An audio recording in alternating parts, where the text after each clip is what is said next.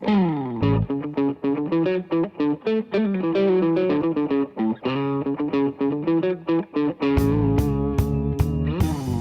is the Canna Mom Show, a podcast chronicling the inspiring stories of real women in the emerging cannabis industry. Your host, Joyce Gerber, mom, lawyer, political activist, has been speaking with women from coast to coast and around the world who are leaders in the revolution of cannabis and caregiving, continuing on her mission to lift up the stories of the women creating the cannabis industry by sharing their canna stories with you. So go make yourself a cup of tea or roll yourself a joint, sit back, and learn something new about this magical plant on The Canna Mom Show with Joyce Gerber. From the Tip O'Neill Studios in North Cambridge, Massachusetts, it's The Canna Mom Show. Now here's your host, Joyce Gerber. Welcome back to The Canna Mom Show, where we continue on our mission of crushing cannabis stigma. All right, so Dave, last week was NECAN. How was it? Awesome. And our Mission Mint giveaway, I don't know if people have seen these. I've been trying to give these away all year. They're very cute. It's a little tin of mints. I had 4 boxes of them left. So we had Mission Mint giveaway at NECAN, and it was a great success. Very smart. You always need a mint. Yep. Sometimes after, smoking a pre-roll, you need a mint. It's very Jewish Canna Mommy of me. So I made a basket in the bathrooms for the men and the women. I put the mint. Of course, I had to do the Canna Mom thing. I did the hemp guitar because they're still doing the giveaway. Mm-hmm. And I added the little, remember this? I made the scarf I made after the the amazing. So I put this in there. Cool that is. The men's bathroom, they took it. The women's bathroom, they left it. I'm not going to do any follow-up questions on why you were spending so much time in the men's room, but I trust you. So no, I actually had to rally in some of my male friends to put it in there. I was standing outside their bathroom going, will you do this for me? Will you do this for me? That's totally normal. It was a cannabis show, Dave. It was a cannabis show. I know. Sure, it was fine. Anyway, I think it was a good swag giveaway. So if you happen to be someone listening and you picked up one of my mints, enjoy. And please enter for the Canna Mom giveaway. All right. So let's see. It's almost April. We have so much going on, Dave. So in addition to the hemp guitar campaign, I am heading down to Washington, D.C. for the 420 Day of Unity, where I will be hanging with my friend Dory Wiley of Half Baked Housewives from Texas. And she was able to get us a time to meet with her Texas senator to talk about hemp and cannabis. Wow. Come on. We're going to be not Cruz, Senator John Cornyn. So I'll let you know how that goes. Cool. The Canna Mom goes to Washington. What is the Day of Unity? Is there like a march of some sort, or what is it? It's literally a lobby day. I will say, I say cannabis touches everything from criminal justice to cosmetics, and there's not that many things that we can all agree on. But one of the things that we do agree on is it should not be on the Controlled Substance Act. So it's a pretty broad coalition. My hempiest farmers, my voodoo goddesses up in Vermont, they're all coming down because I don't understand why this isn't the most patriotic thing. This is American made. This should be like old school Republican values, don't you think? Yeah, they got to listen. I will bet you that there's not a coalition from the crystal meth community or the heroin community going down. Who are as lovely and functioning as me and Dory. Please. Oh, the audience is checking in. Okay, we're moving on. So we're doing that. We're doing the hemp guitar. And this week, we are holding an Instagram raffle for a ticket to an infused dinner offered by friend of the show, Chef Nick E. of the Herbal Creative Kitchen. So the dinner will be held in Newton, Massachusetts on Friday, April 19th. So you got to be local. But it is his 3rd annual Waldo's Caribbean 420, a local sourced, multi-course, infused dinner inspired by the island flavors to celebrate our favorite high holiday. Got that high holiday? 420. You can't have high holidays without high. With high. Okay, so I will be there. So if you want a chance to win, go to our Instagram page, do the follow. Everyone knows what to do. And the winner will be announced sometime, I think, the 2nd week in April. L'chaim. Right. You can't say l'chaim. You can't say l'chaim without saying hi also. By yeah. Oh, I did do my Jews and Weeda group too at NECAN. That was fun. All right.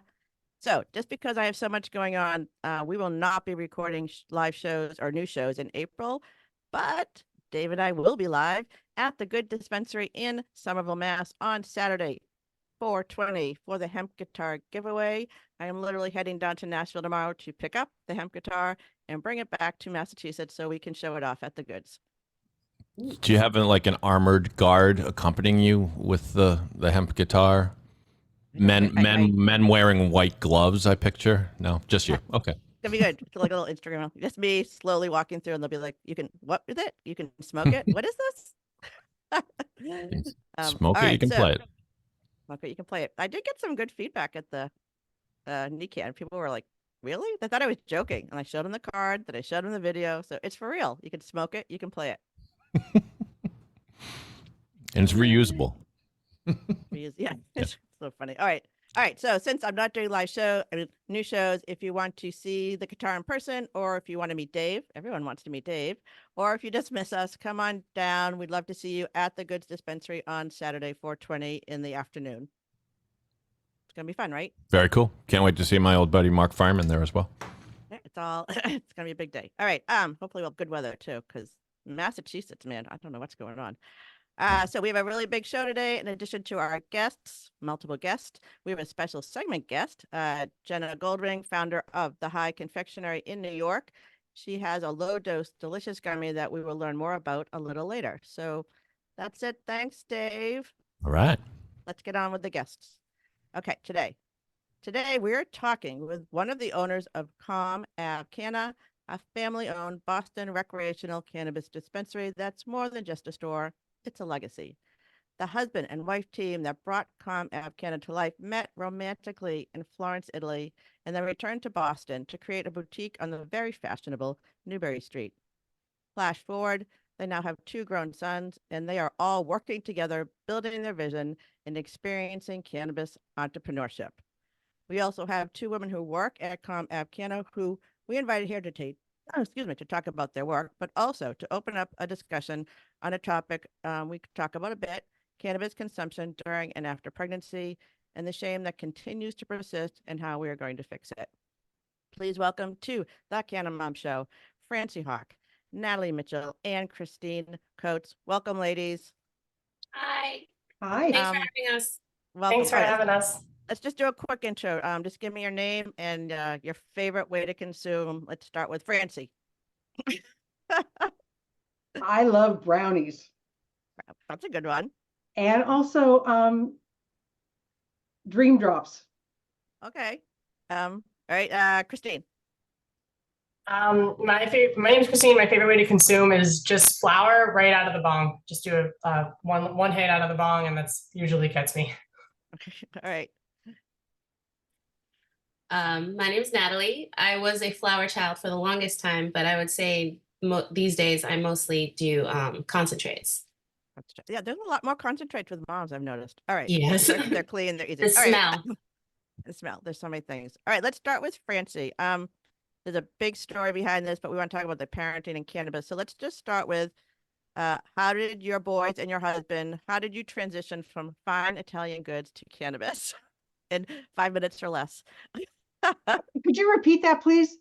How did you and your boys and your husband transition from fine Italian goods to cannabis? Oh, it was over a long period of time.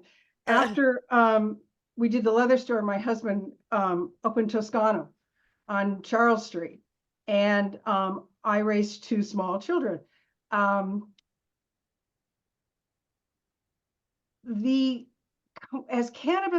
As the possibility of having a cannabis store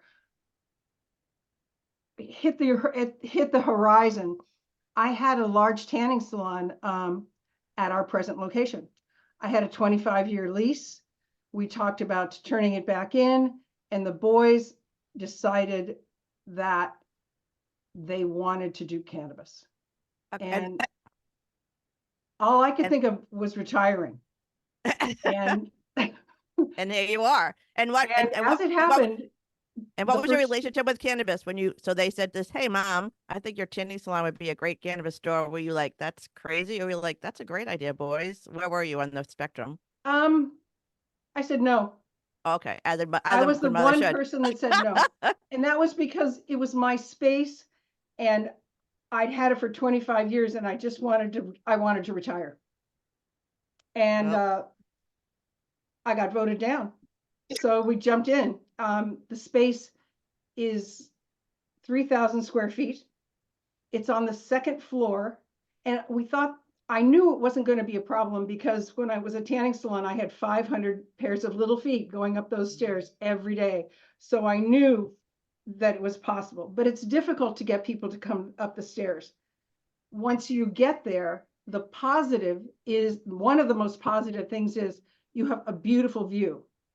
By law, cannabis cannot be seen from the street. Oh, that's very interesting. So I've been to your dispensary and that is very unique. I hadn't even thought about that. Yeah. Oh, so the light is exquisite and you really value it because you're in a dark hole. Yeah. I mean, it's that's true. always overlit. It's always harsh. People actually gasp. That's so funny. That is such an interesting quirk. I hadn't even picked on them in this industry. All right. All right. So your family decided this is a good idea. They decided to use their space. And I know it's a long, complicated story to get any kind of dispensary, but it's in Brookline, Massachusetts, which is in at the kind of an intersection of where a lot of the universities are. It's on public transportation. It's walkable. It's a really interesting, accessible space where you are, right? It is. It's at 1030 Comm Ave, directly across from BU. Okay. All right. BU West. BU West. All right. So it's great. It's there. I hadn't even thought about the light. So that's a reason alone to go see it because there aren't any other ones with light in Massachusetts unless it comes from the ceiling, I guess. So, okay. So that's how you kind of are into it. You're there now. Natalie and Christine. People come into cannabis for all sorts of reasons. Can you just sort of like tell me why you thought working in a cannabis dispensary would be a great idea? And maybe like what was your family's reaction when you chose this career path, I guess? Who wants to start? Christine, you want to go? Yeah, I'll start. So I actually, I come from the healthcare industry. I worked at Boston Medical Center for almost 2 years before moving to cannabis. I have a psychology degree. I went to UMass Boston and graduated in 2016. So the reason that I really wanted to get into cannabis, I was always into cannabis, but the main reason was when my dad was diagnosed with cancer when I was 17 years old. And I had done a lot of like research myself into Rick Simpson oil and that kind of thing. But back in 2017, back in like it was 2012 at the time. So, and I was 17 years old and I was trying to yell at the Dana-Farber doctors and say, you guys had to try this. No one wanted to hear what I had to say. There was still a lot more stigma back then. And my dad, that was before anything. That was 2016 is when we voted for adult use. So yeah. That's yeah. early. So it was like, I was kind of looked at as the crazy teenager, like, you know what I mean? Trying to do all these experiments on their dad, but I had watched the Rick Simpson documentary and kind of educated myself. I even did a presentation in class about it. I toured like for end of life care, they use a lot of, heavy narcotics and medications that don't really make the person like how they are. So yeah, a big reason was that, my dad, he passed from cancer and cannabis helped him towards the end a lot more than like, some of those other drugs that kind of just put you out and you're not really. Can I get back up a little? So you were, okay. So my mother passed a few years ago. She thought I was in a drug cartel to the day she passed. I tried to introduce cannabis in some way to help her and she got mad at me because she thought it created her dementia. But I hear these stories a lot. So as a 17-year-old, you were able to work with your father within a medical to help find him. Wow, that's really impressive. How did he come to this? It's hard to change anyone's mind. How did you do it? So actually, I didn't have to change his mind. He was into cannabis long before I already was. Okay. Yeah, it was my mother that was kind of, like the whole drug cartel thing. She was like, so it was kind of harder to get her on board. But he was on board, so I didn't have to change any minds, and he was happy, to be able to use cannabis. But you were validating him. Well, that's a really interesting story. All right, I could talk about that forever. All right, so your why is that a lot of the women I find are coming into this is because they've healed somebody, like literally, and they're kind of pissed. This is what I keep saying now. They healed somebody, they were evangelized, and now they're pissed that this didn't exist, so they become the people they needed. So you're like one of those ladies. All right, that's good. Yes, exactly. Thank you. All right, so Natalie, how did you come into this? I would say I have a similar story, only I was the one who was helped. Okay.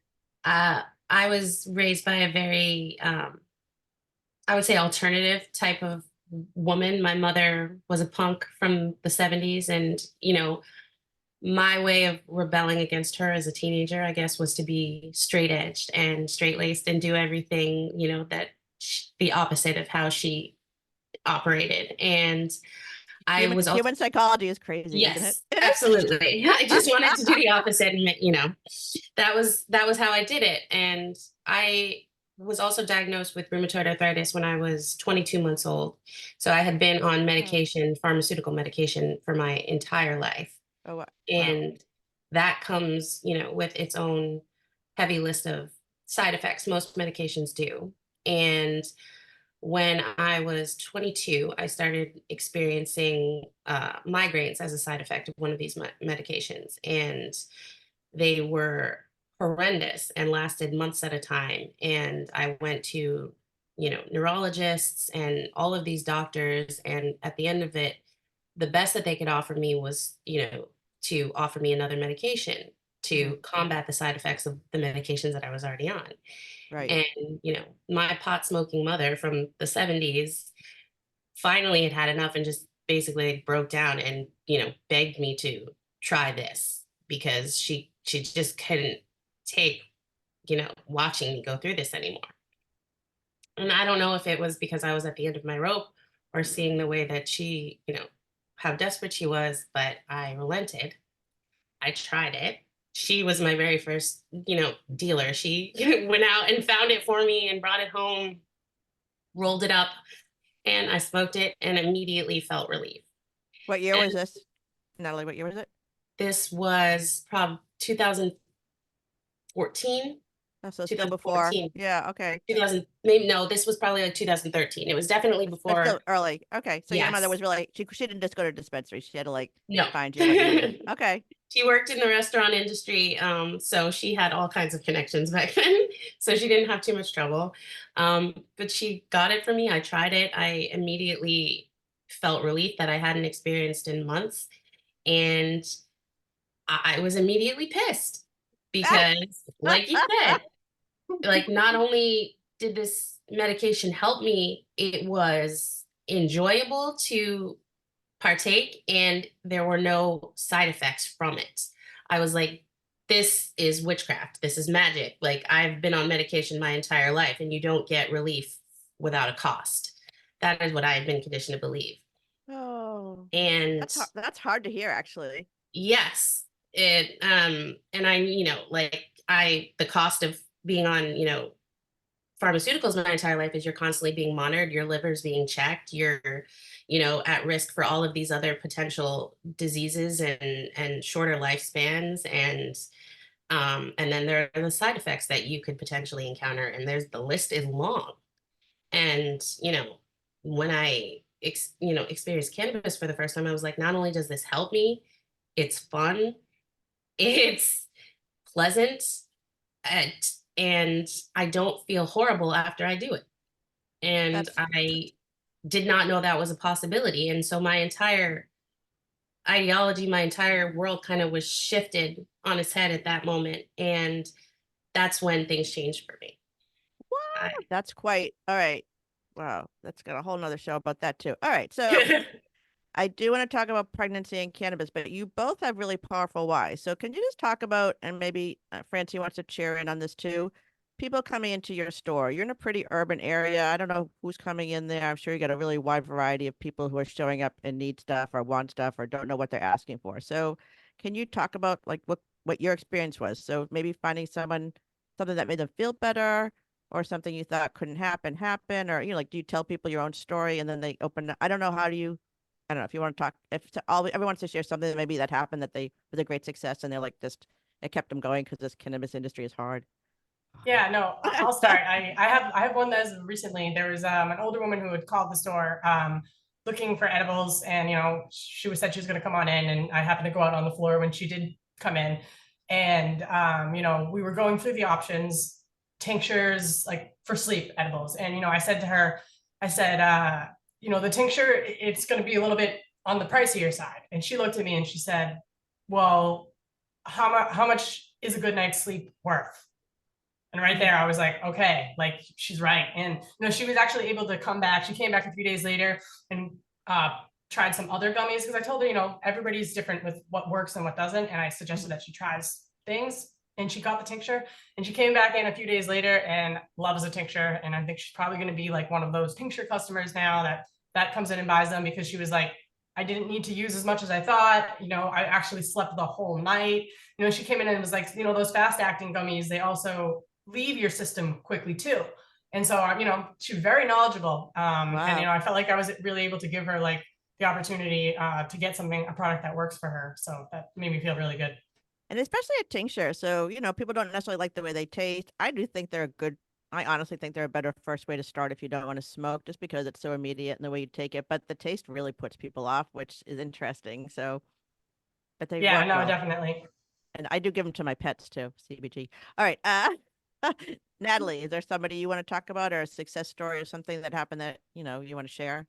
Kept you going for a few more days? Yeah.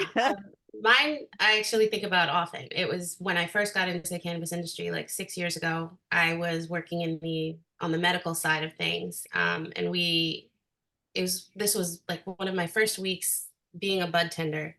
And a gentleman came in, he had Parkinson's. And I will never forget, he had this special belt. On either side of it, there were loops that were meant to be held as support by two people to help him walk. I helped him, me and another bud tender helped him walk up to the counter.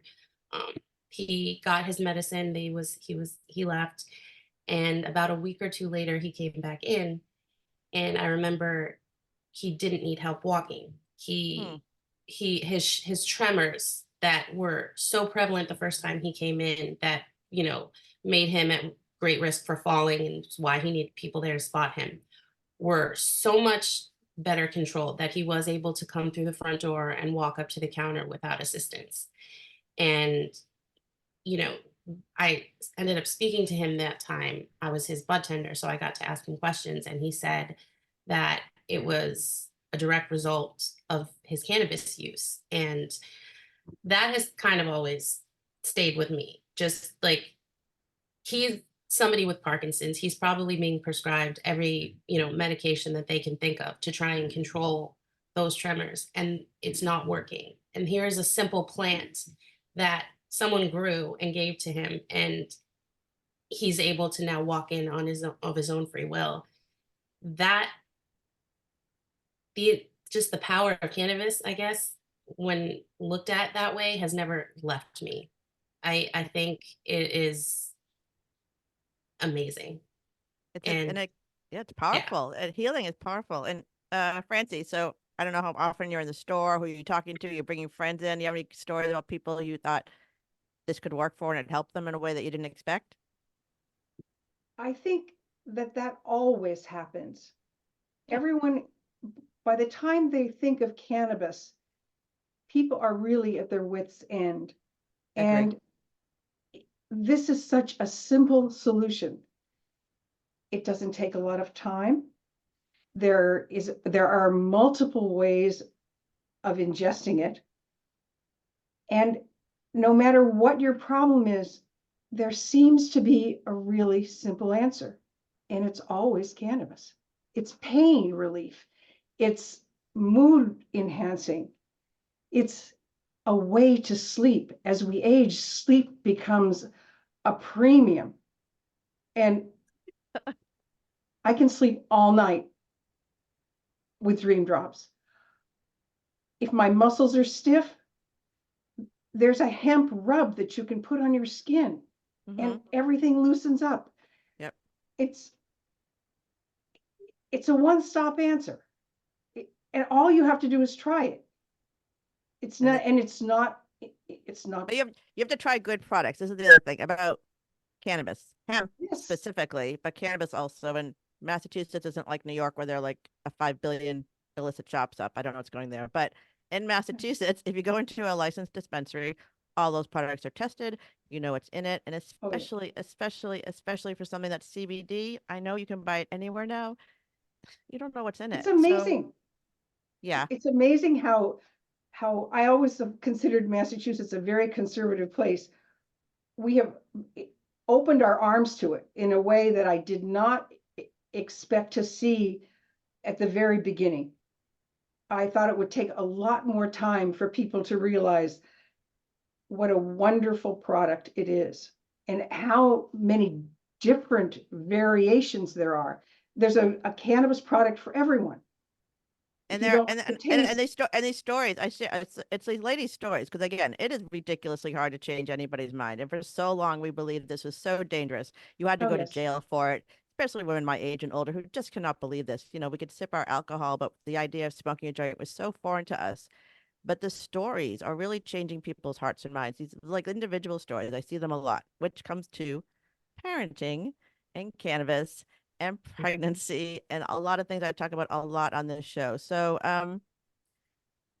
very controversial. I have had the past two guests have talked about having, you know, children's services intervention when they were discovered to have been using cannabis, but they also talked about how it was the only thing that kept their nausea away and that made them stay off medication. So I know, Natalie, you were on a lot of medications for most of your life. You are a mom now, right? Yes, I am. I have an And, almost 2-year-old daughter. and during your pregnancy, I don't know, there must have been some medical issues. So how did you handle that issue? And did you talk to your medical professionals about it? And were there any repercussions from it, I guess, is what I'm. So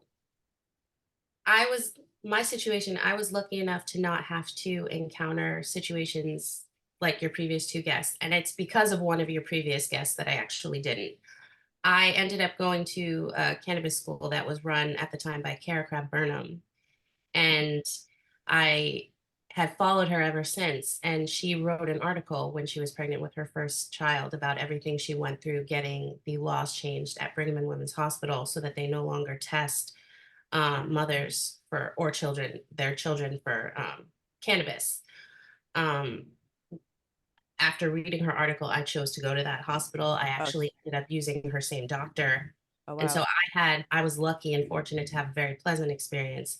But I know without a fact that I would not have survived my pregnancy without cannabis. In addition to having rheumatoid arthritis, I suffer from anxiety and depression. And I also ended up being diagnosed with hyperemesis gravidarum when I was pregnant, which if anyone who's experienced it can tell you, it's basically like having food poisoning every day for almost 10 months. You vomit constantly and it doesn't go away. I lost 50 pounds while I was pregnant. Yeah, it was bad. And that was while using cannabis. And if I hadn't been using cannabis, it would have been a lot more because it was the only thing that gave me an appetite and made me even want to consider eating food. So because of Cara, yeah, I has a very fortunate birth story where like I didn't get a lot of intervention. I was able to be very honest with my healthcare provider about what I was doing. She made a conscious, we together after talking about it, she, didn't put it in my notes because as Cara said on your most recent show, once that becomes part of your medical record, it never leaves. So that was something that kind of she just kept informally between the two of us. And that's something that I wish didn't have to, I wish it didn't have to be that way. I wish I could, I could say that in my medical record. So there's full transparency, with all of my subsequent doctors, and I won't be penalized for it or made to be less of a mother or that I was intentionally harming my child and all of these fears that women who use cannabis while they're pregnant have. And the flip Or in a side is reality. we can't, I say this a lot, we can't study it. How are you going to know? We don't even know what the harm is. They test for the harm. It's child endangerment, but we don't know what the harm is. We know Exactly. what the harm of alcohol is. We know what the harm of other pharmaceuticals is, but we don't even know what the harm is. And we refuse to even allow women to talk about this who are using it so we can take data and see how their kids are. Like, how's your kid? She's perfect. She's perfect. Yes. She's brilliant. She's reached all her milestones, if not ahead of time, on time. She's thriving and happy. And I survived my pregnancy because of cannabis. And I know for a fact that she's here happy and healthy today with thanks in part to that. And And it is interesting, like one woman changed the policy at one hospital. So there's a whole generation of women now who are going through that one hospital. But again, one the only one hospital still. in Massachusetts, and Kara is literally going through the same exact thing in a different part of the state now. It's unconscionable, seriously. But It really is. all right. So on the other side, I want to talk more a little bit about like what advice we can talk amongst all three of us about what advice you would like to give moms who want to consume cannabis or, like want to find more information and whatever else is going on at Comm Ave Canna for the exciting 420 and the marathon, the Boston Marathon. You got a lot of stuff going on. So we will be back with Francie, Natalie, and Christine to talk more about all the cannabis trends and to find out what they're doing on 420 after we speak with Jenna Goldring, founder of High Confectionery in New York. Welcome. Hi, guys. So nice to meet you all as well. Your stories are really inspiring. And I actually just had a baby myself. So there's a lot of crossover with what, Natalie, you were kind of talking about and things that I experienced too. So I feel you on all that. And you're in New York. It's even newer there, which is Yeah, exactly. yeah, It's okay. Wild West. So It's Wild West. All right, let's talk about your gummy. Talk about your business you have, and we talk about low dose. I get frustrated out here because everything high dose, high dose, high dose. And I know my friends are looking for something that's a little bit different, and you're sort of venturing into that market. So let's tell me about what you're doing. Yeah, it's funny. I feel like I actually created like cannabis and hemp products for new moms. I started the company before I even was pregnant.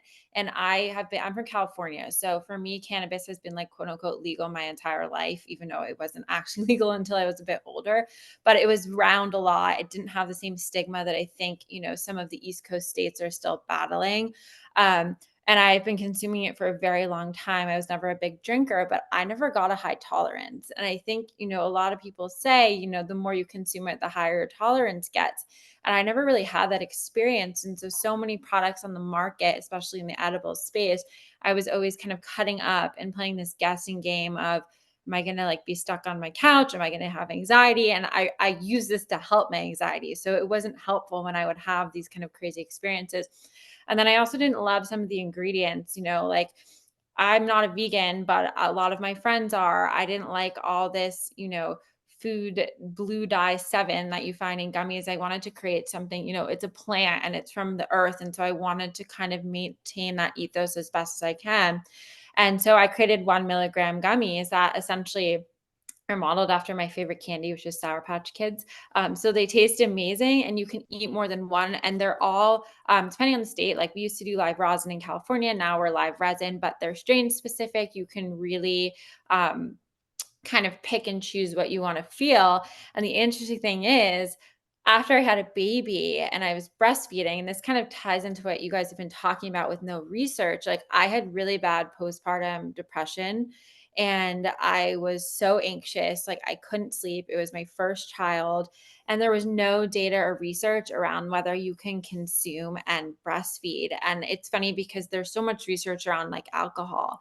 And so I did my own research and kind of came up with like what I thought would be okay. And like, I had to take it to sleep. Like I couldn't sleep. And so, it's funny because I feel like I created this product that I ended up using so much myself, after, I had the baby to help me sleep and to help my anxiety like calm down so I could be a good mom. And now that I'm done breastfeeding and I'm, just a parent, I still take it to sleep because you're always worrying about something with your kid. But yeah, it's been great because so many new moms that are people that I never in my lifetime think would consume a cannabis product. I've been like, try one gummy. Like I know that they might not feel much from that, right? Like they're not going to feel high, but like it kind of breaks down the barrier for them to get comfortable with it. Mm-hmm. And so they have one and they're like, okay, like I felt a little bit relaxed. Like maybe next time I'm going to have 2. And I get these emails and messages from people that were like, I've never had THC in my life. I never thought I would consume it, but this has like actually helped me with pain or helped me with sleep or helped me with stress. And I think the more of us that can kind of get out there and tell our stories and the more products that like women can create, the more the industry is going to grow because as moms, like we have so much responsibility and with that comes anxiety and comes lack of sleep. And then I can't take, the risk of sleeping like through my son crying in the morning because I took such a potent edible or such a potent tincture. Like I Or really need to, or sleep aid. They yeah. told me to take Oh yeah, Benadryl like a back in the day. pharmaceutical. Totally. Like, yeah, like an Ambien or a Xanax, all these things that people take. It's like, for some reason, some of those are okay, but like this isn't. And it never made sense. But like, you need to be in control. You need to wake up alert. And so I found that creating products that are such small doses that you can kind of customize because everyone's so different has been really successful, and especially with moms. So, And it makes it very accessible. So again, in my day, I could talk about being a wine mom. Nobody talked publicly about being a canna mom. But now it is very, women like you, people who yeah. just who knows what you're using, but you're talking about it in a normal way. It's not scary. These are products that are safe. You're sharing your stories. And I just assumed I had to feel shitty all the time. I think my Yeah. women of my generation would like, you take pharmaceuticals, you drink alcohol, you feel shitty. And this is an option which people often come to, my generation specifically, as a last resort. And you're doing this right from the beginning and showing that it can be something you don't have to. And I like your idea of being slow. The Yeah. idea that sometimes you don't even know you're feeling anxious until you aren't feeling anxious anymore. Yeah. So that idea of just, introducing into your life so you like your kids better and they seem funny and they're not irritating you. I think it's like magic. Yeah, it is. It is. It's magic. And I think that I wish more people tried it. Like, my mission is really with low dose stuff is like to get as many people who are kind of on the fence of like, I'm not sure I can, I'm not going to like it. I tried a brownie in college and I had this crazy experience and it was too Right. strong. And it's like, that's not how it has to be. And, the thing with pharmaceuticals that we take, like, yes, there's a time and place for those. And like, sometimes, they serve a purpose. I'm not knocking them, but I just think like the purest thing you can get is something that is grown in the earth and it's from the ground and it's from nature. And I have so many people that eat so clean and are so healthy and exercise, but then take these pharmaceuticals. And I'm like, there's an alternative out there that is actually the most natural thing you can find that doesn't have the side effects and you really may have a better experience with. And so I'm just trying to kind of get the word out there and create this like easy entry product for people to kind of get them to figure out what works for them. And it's been Yeah, really I fun. think that, and it's the stories are very powerful. The story we were told is very powerful. I mean, it's very powerful. So you are really creating a new narrative. People always say to me, I don't want to get high. I don't want to get high. And I have to ask them what they mean. People aren't even quite Right. sure what they mean. They're just a little bit scared of something they don't know. So when I say psychoactive, I mean, it changes your mood and behavior. And Yeah. moms, sometimes your mood and behavior need to be changed. Yeah. It's not a bad thing. So think Going through those. think of it that way. All right. So we should get back to our other guests. So Jenna, tell me, how do people find the high confectionery? Are they only in dispensaries? Are you selling anything interstate commerce? How's this working? Both. So we're Okay. in a few stores. We're in about like 68 stores that are all over the country. And then you can Okay. also buy us online. So we have both like a cannabis business, but then also hemp. And all of our hemp is organically farmed, strain specific, tested, like all the same standards. I've been in kind of the hemp space and the cannabis space. And I took all the exact same standards that are applied in the cannabis space and put them into my hemp products. So child safe packaging, which is not required, but should be, but it's required in the cannabis. Multiple lab testing for everything from potency to pesticides, like the same standards. So the products, all the test results are online. And, the hard thing for me is in that kind of segment, like you said, New York City has hundreds, thousands of these sketchy shops with no testing and copyright infringement, like fake Skittles. And it ruins it for the people that are doing it correctly. And it's not good and it should be regulated. So you can buy my stuff in stores or online and it ships directly to your house. But I require a 21 plus signature because I don't want it getting in the hands of anyone who's not of age. I have kids. I get it. So yeah, for anyone who wants to try it. And by the way, I'll send you guys all some so you can try it yourself. All right. But again, women, I say, this should be our industry. All the rules are made up anyways. We can have women leaders doing things differently. It doesn't have to look like everything else. And here's a woman leader who figured out it worked for her, became the person she needed, created the product she needed, and now she has a business where she's really doing integrity because, again, anything with hemp is really, you almost need to know who your farmer is. I mean, it's a little Yeah, scary which I out there. do. Yeah, you need, and then you know that it works. Because if you try a CBD product that isn't good and you think it doesn't work, and then you're going to miss out on the benefits of it for real. So, Jenna, just one more time, give me your website and how people can Yeah, connect it's with just you. thehighconfectionery.com. Check it out. And if you guys want to use a promo code to any listeners, if you put welcome 10, you'll get 10% off. But anyone who tries it, please write us. We love to hear feedback. And yeah, thanks for having me. Thanks for joining us. All right, ladies. All right, we are back. We got a couple more minutes. All right. So again, moms experiencing this. I don't know if that's an issue of people coming into the store talking to you. Are you giving anyone advice besides follow Kara and to figure out where to go and have your baby? Or do you have any like groups setting up in the dispensary? Is there anything you're talking about to help moms who may want to incorporate this into their lives but not quite sure how? I think it's primarily due to the stigma that still exists, but you don't see a lot of heavily pregnant women in dispensaries. It's usually women who have just had babies or, their children are a few years old. I would love to be able to have share my story with like a woman who walks in fully pregnant and is unafraid of what all the eyes on her are thinking, because that's still a very real thing. But right now it's mostly just platforms like this, taking the opportunity when I meet people to share my story and get it out there to as many people as I can to hopefully change some minds. All right. Well, if you're in the Boston area and you're looking for some place to go that's family friendly, you check her out. Go up and check and ask for Natalie because she will talk to you about this. All right, let's just get back to the store. 420 is coming up. The marathon is coming up. I don't know who wants to take this. Are you guys doing anything special? Is there any events coming up? Something you want to plug? Stuff that's, I don't know, interesting? Yeah, absolutely. We are heavy in 420 planning mode right now. We are planning. We're gonna have giveaways, doorbusters, specials going on that day. Most likely the entire week leading up to it as well. So stay tuned and keep checking us out, and definitely stop by the week of 420. And anything I do, I think Comm Ave from the marathon. Anyone? You setting up shop? We have we have a sales associate who's a senior at BU, and he gave us a little bit of a heads up of what the students and the parties happen on Marathon Monday. So we're still working out what we're going to do, but that's going to be like the start of the 420 week, and we're just going to run the specials throughout the whole week. I think we should do something special for the runners and the people who do run, and I think that would be a great thing too. So. Is that something people? Well, that should be interesting. That's a whole nother topic. Like marathoners, runners, athletes who use cannabis for. Yeah, are you talking to people about that at all? Is that a thing? Yeah, actually, we have been. Yeah. There's been some customers coming in, and mostly for topicals. Some of the people who run the marathon will not smoke as much. Yeah, but the topicals, they help a ton with their with the joints and from practicing running. So. Oh yeah, I haven't thought about that. Yeah, just like the relief of it all. Not even like, okay. All right, just maybe some last words of wisdom and go back to Francie.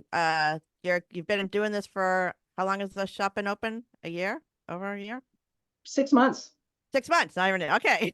5 years in 5 years in the works. 5 years in the works, 6 months opening. I don't know. What do you want to give some like a little plug for it? Do you want to talk about something great that you didn't expect to happen? I want to keep it all positive because I know there's lots of crazy stuff that happened to get there. I don't know even where to start. Oh. It's such an unusual business that it's a very steep learning curve. Everything is so highly regulated. Everything is so, it's almost like they wanted us to fail. Oh yeah, they treat it like make plutonium. it so hard to do business. We're not even allowed to take our own deposits to the bank. We aren't, you don't touch things. You have to just be very, very conscious of the rules. And there are so many of them that it's overwhelming at the very beginning. I was very surprised. The compliance, we treat it like plutonium. It's an entirely compliant industry. Just the idea that I was excited that you had windows, that's weird. You know what I mean? Like, why can't we look in? And even with the mom thing, I talk about this sometimes, you can't bring your children to work.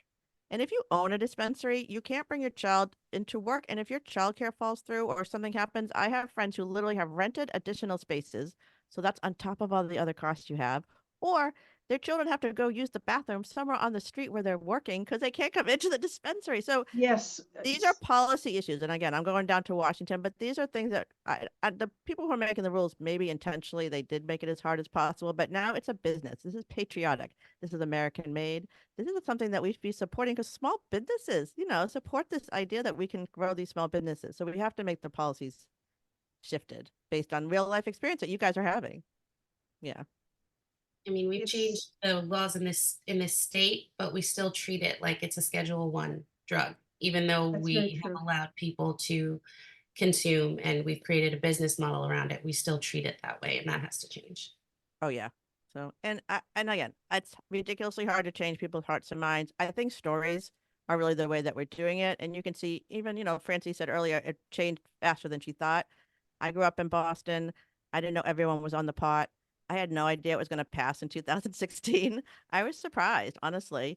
And then when I started talking about it, everybody used it. Everybody had somebody who found it to use it for something, and it just nobody was talking about it, so it seemed really scary. So I think we're changing it faster than you think, maybe, but the rules are having a hard time catching up, and I don't know how to change that except to keep talking about it and trying to get them to treat it like a regular business because that's what we are, and we're good. Like we could save the country, don't you think? We could Yeah, definitely make people in a better mood at the very least. we can make everyone could be a little bit happier, and I think that would It's help all of us. it's a fun place to work. It's just so people are so excited about cannabis.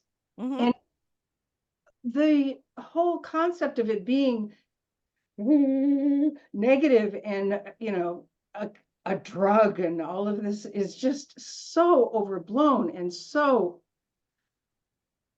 wrong. It offers so well. We've spoken about it. It offers so many alternatives to the drug industry, and I think that they may in fact be our worst enemy. They would Well, I be, think we take that's away from them. yeah, and that is the Schedule 3 argument. I understand it. I hear it, that if it goes to Schedule 3, it'll be all pharmaceutical. It's a whole nother discussion. I can't change any of this. I do a podcast from my daughter's bedroom. All right, but we do think that hemp will save the world. You can eat it, you can wear it, you can smoke it, you can grow it, you can clean the soil with it. You can take all these products that are made with oil, use it for hemp. I've heard a whole story about concrete the other day. You can make hempcrete. Yeah. It's wrong for it to be so demonized. We live in the anomaly of history. I say this every show. 100 years. It's been traumatized and demonized for 100 years, but for most of human history, it was just one thing that we had in our toolbox, and we should bring it back because it's good for us. And these women across the country, around the world, are doing it. They're really doing it. All of you are becoming the women you needed, and we're pioneers. So think of yourself as that, and we're going to, somehow we're going to fix this. All right, everyone, just tell me, I guess, Francie, Christine, Natalie, just say what's the best way to connect with you, and anything else you want to add is a so long message. Francie. Yeah, sure. So guys, feel free to connect with me on LinkedIn, Instagram, any of those platforms. I would be happy to connect. Feel free to shoot me a message if you have any questions. So Francie, how to get in touch with you? Francie at Comm Ave Canna. Okay. Are you there? Are you at the shop? I'm in and out. Okay. I'm not, I don't have the skills to be a bud tender. I do better behind the scenes. I bake probably 400 or 500 cookies every week for the store. I make sure that non-THC cookies. I was about to say, I'm like, and they're always, they're always right out. Is that John over there? Does he want to say hi? Yes. I have Mr. Wonderful on my right, as always. I just make sure that the store is stocked. And it looks beautiful. With all the non-cannabis items that it takes to run a regular business. Keep you going. My son Garrett is in the store. Right.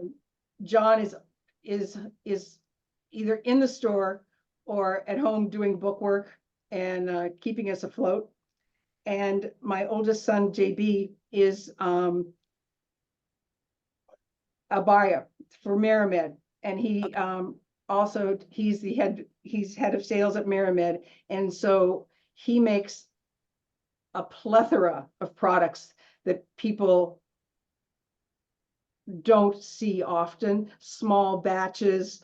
And our delivery schedule is phenomenal because of him. He finds us. Christine, what has he found for you that you like? He finds us what the customers need and what the customers want, based on me and Natalie kind of giving him the feedback. And his buying has been actually phenomenal. It's been right on point.